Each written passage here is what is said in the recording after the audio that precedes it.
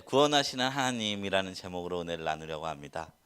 이전에 제가 청년부 사역을 했을 때 청년들과 함께 노방전도를 준비한 때가 있었습니다. 당시에도 저는 지금과 똑같이 원래 회의를 했었어요. 청년부 임원들과 함께. 그때 노방전도 날짜를 정했어요.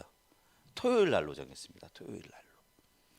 그런데 전도 나갈 날이 다가오자 일기예보에 강수 확률이 90%에 가깝게 비가 내린다고 계속 뜨는 겁니다. 보통 80% 이상 비 온다는 확률이면 대부분 온다고 여기면 좋대요. 청년들이 어쩌면 좋겠냐 이렇게 저에게 연락을 하더라고요. 그래서 일단은 저는 금요일 날 저녁까지 바뀌지 않으면 취소하고 일단은 기다려보자라고 말을 했었습니다. 계속 일구예보는 바뀌지 않고 금요일 낮까지 토요일 날 강수 확률이 높은 걸로 나왔습니다. 그리고 금요일 저녁이 됐습니다. 저녁부터 갑자기 폭포같이 비가 내립니다. 그리고 그 다음날 토요일이 되니까 구름 한 점 없이 밝은 날이 되어버린 거예요. 아마 다음날 올 비가 미리 당겨져서 금요일 날 밤에 온 것 같아요.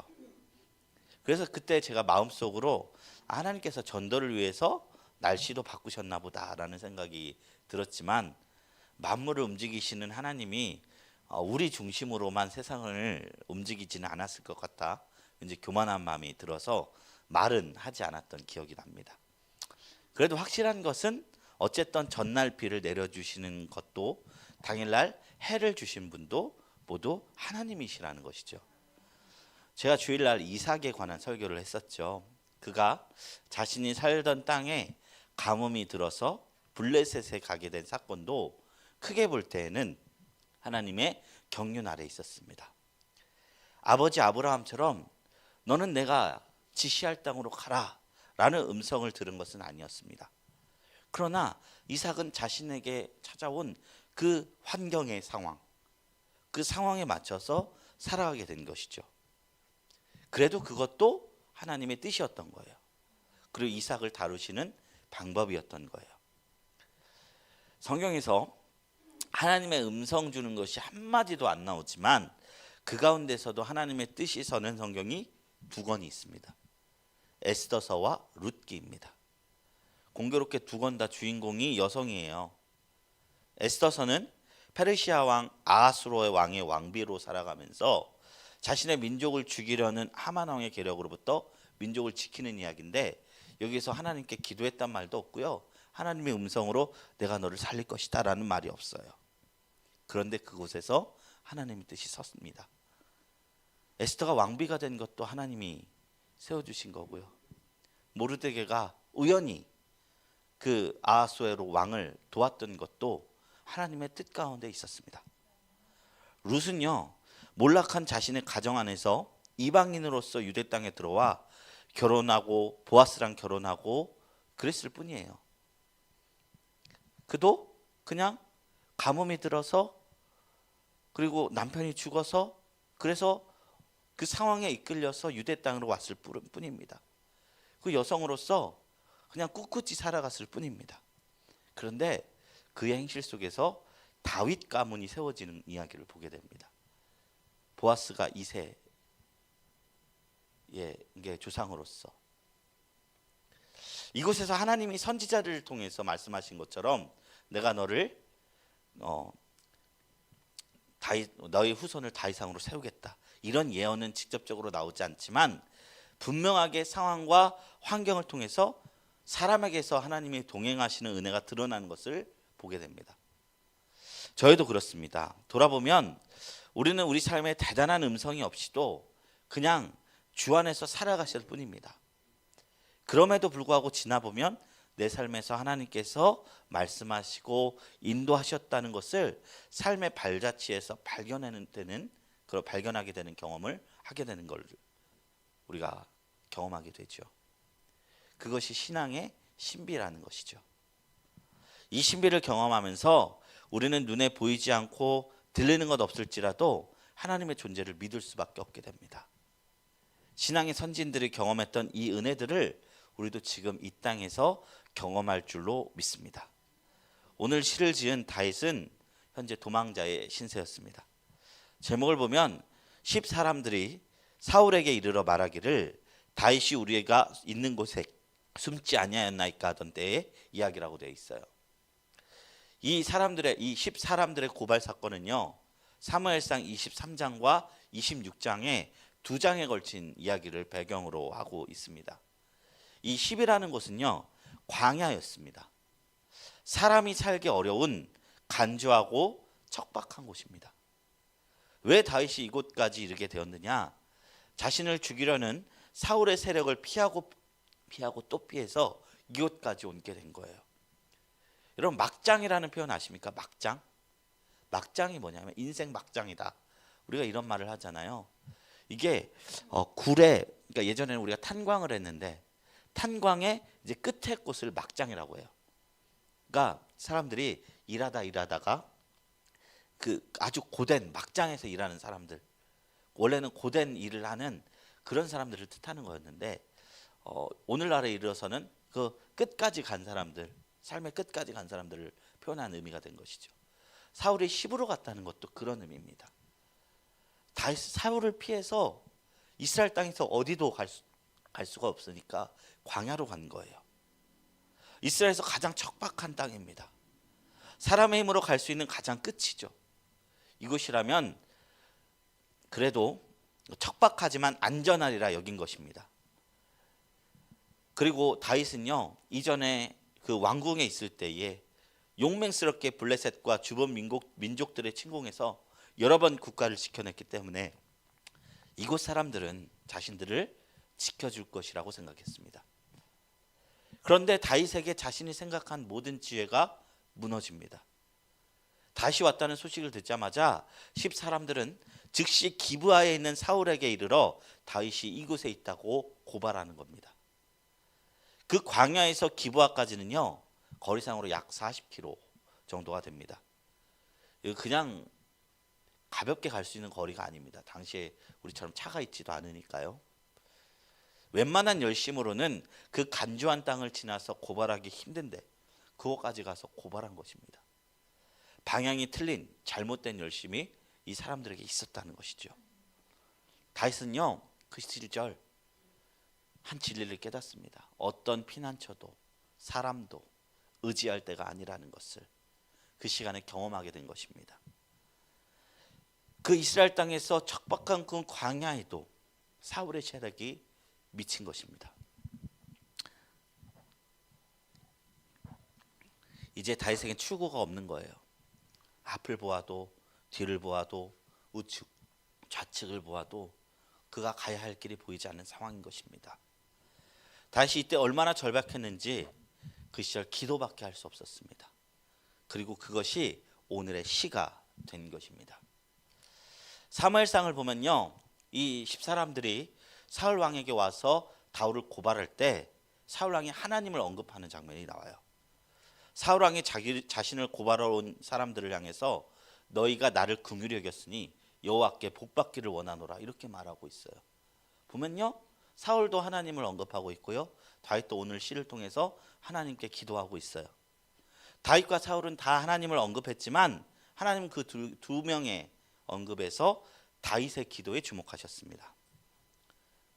우리가 잘못된 열심을 가진 자가 아무리 하나님을 언급해도 하나님은 그 말에 주목하지 않으심을 발견할 수 있는 것입니다. 이제 사울이 병사를 끌고 와서 다윗을 잡으려 그 광야를 수색하며 포위망을 굳혀옵니다. 다윗은 이제 꼼짝없이 잡힐 지경입니다. 그런데 그때 하나님이 일하셨습니다.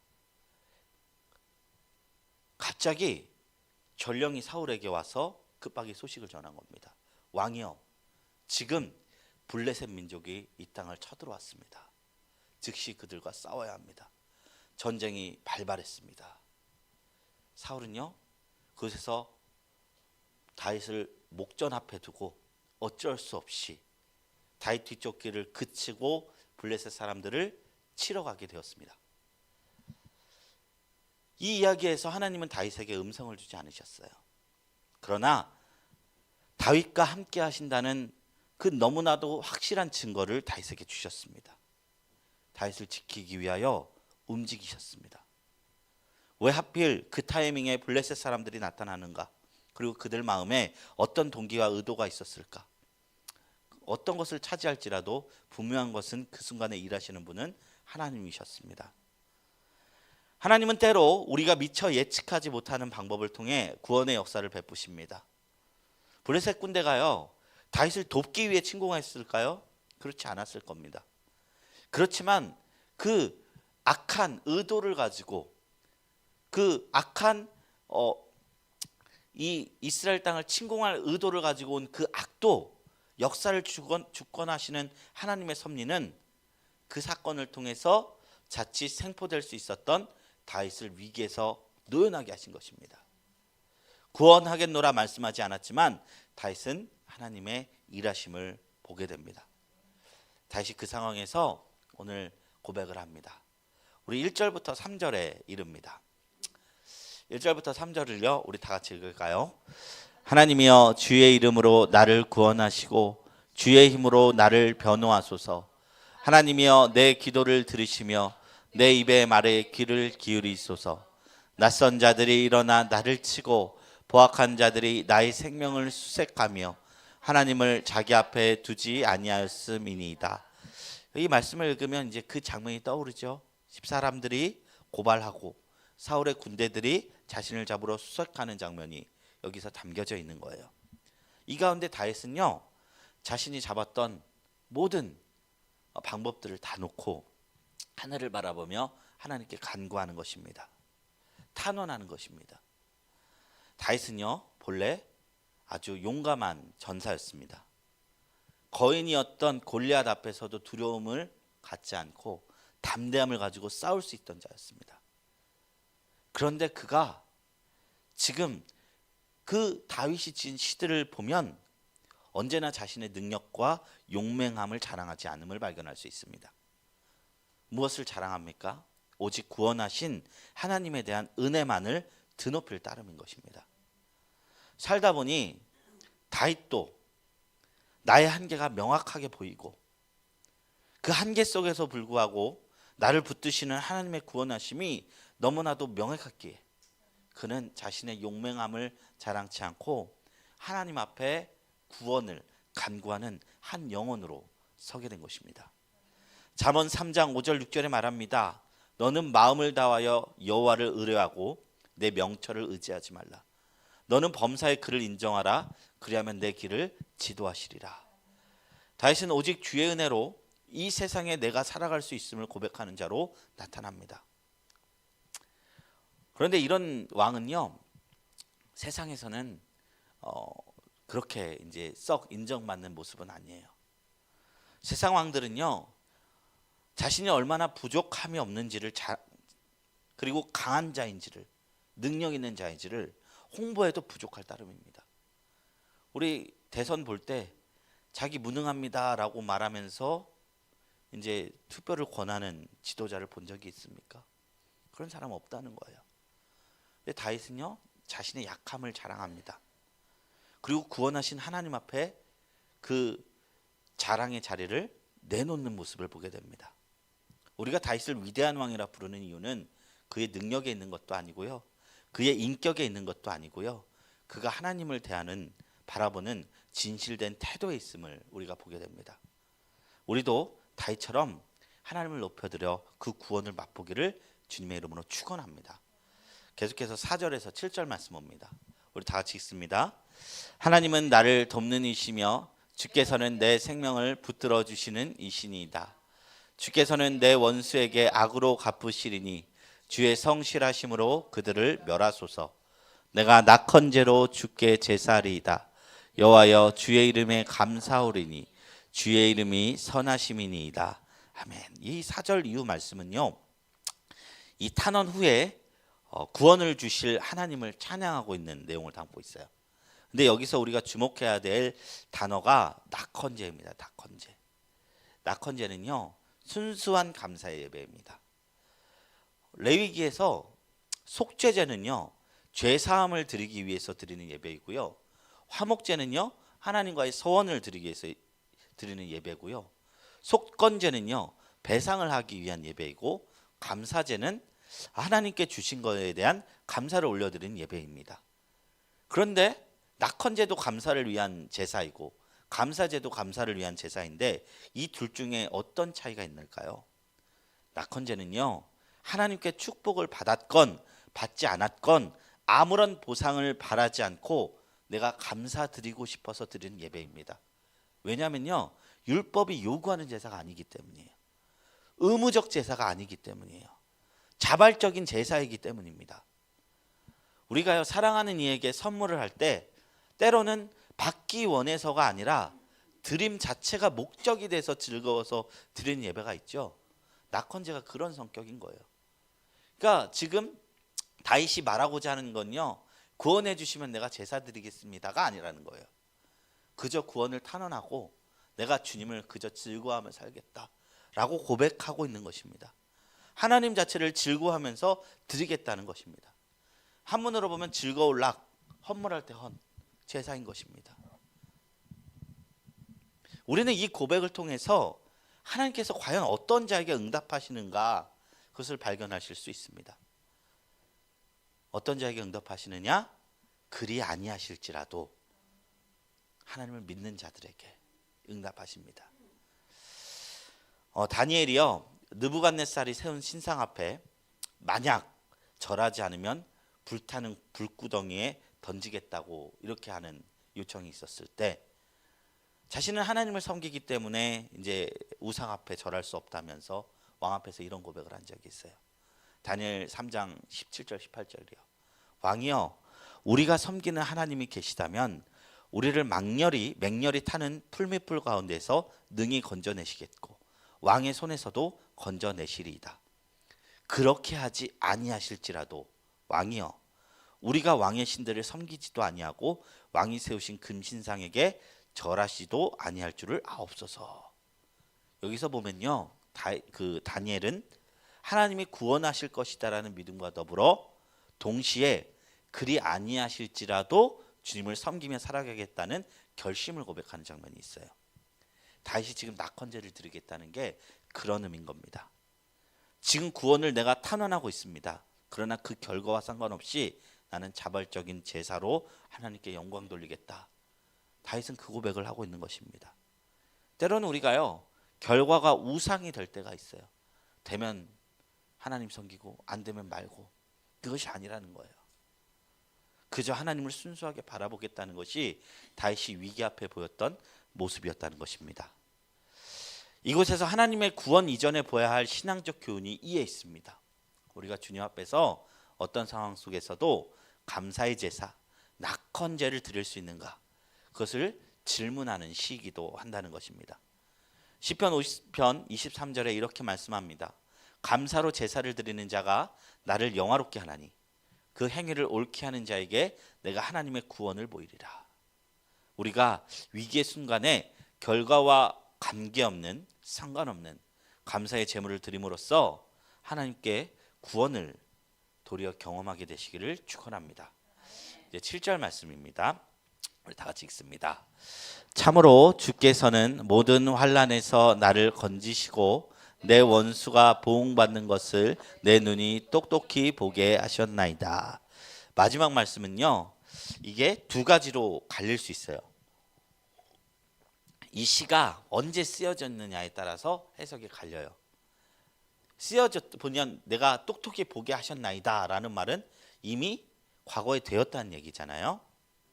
이게 그 사울 왕이 블레셋 왕에게 블레셋 침공 이후에 간 이후에 구원받은 이후에 쓴 시라고 본다면 이것은 이제 감사하고 찬양한 시라고 이해할 수 있고요. 만약 이 시가 구원받은 이유가 아니라 그 급박했던 위기 가운데 쓰여진 시라면 믿음의 고백으로 이해할 수 있습니다. 없는 것을 있는 것처럼 구원 아직 받지 않았지만 하셨나이다 라고 말함으로써 하나님의 구원을 확신하는 그런 믿음의 고백으로 이해할 수 있습니다. 그런데 이 7절의 고백은요, 정확한 의미가 어디에 있느냐를 따지기보다는 우리가 어떤 상황에서 읽느냐가 더 중요한 것 같습니다. 원래 시라는 것은요, 함축적이고 때로는 긍정과 부정을 함께 담기도 하는 특별한 장르의 글입니다. 우리가 살면서요, 어떤 이는 위기를 겪기도 하고요, 어떤 이는 극복의 자리에 서 있기도 합니다. 만약 삶의 위기 가운데 있는 자가 오늘의 시를 읊조린다면 이 마지막 고백에서 다윗이 했던 믿음과 소망을 발견해야 할 것입니다. 주께서는 모든 환난에서 나를 건지실 것이다. 목도하게 하실 것이다. 만일 위기의 순간이 지나고 구원하신 것을 회상하면서 우리가 읊조린다면 우리는 이 마지막 문장에서 위로와 간증을 발견하게 될 것입니다. 하나님께서 나의 삶을 이렇게 이끌어 주셨지. 다윗이 왕궁에서 이 시를 지었을지라도 광야 항복판에서 지었을지라도 구원하시는 하나님만이 드러나는 것은 변함이 없습니다. 그리고 이 하나님이 우리의 하나님이 되시는 줄로 믿습니다. 사랑하는 성도 여러분, 다윗이 이 시를 지음으로 이 마지막 고백을 함으로 우리가 위기의 순간에 있던 극복하셨던 이 고백을 함으로써 하나님이 나의 하나님 되심을 경험하기를 축원합니다. 이사야 55장 3절에 이릅니다. 너희는 귀를 기울이고 내게로 나와 들으라. 그리하면 너희 영혼이 살리라. 내가 너희를 위하여 영원한 언약을 맺으리니 곧 다윗에게 허락한 확실한 은혜이니라. 다윗이 고백했던 이 은혜가 우리의 은혜입니다. 이 은혜로 오늘 하루를, 한 주를, 그리고 삶을 채워가는 이루어가는 교회 성도님들이 되시기를 주님의 이름으로 축원합니다. 우리 말씀을 생각하시면서 잠시 1, 2분간 기도합니다. 우리 다 같이 기도할 때 하나님, 우리가 어떤 자리에 있을지라도 하나님의 구원을 소망하고 되뇌이고 살아가기를 원합니다. 주님, 우리가 어떤 결과가 우상이 되는 것이 아니라 하나님 자체로 드리는 낙헌제를 드리는 자들이 되기를 원합니다. 우리 다 같이 이것을 위해서 통성으로 1, 2분간 기도하며 나갑니다.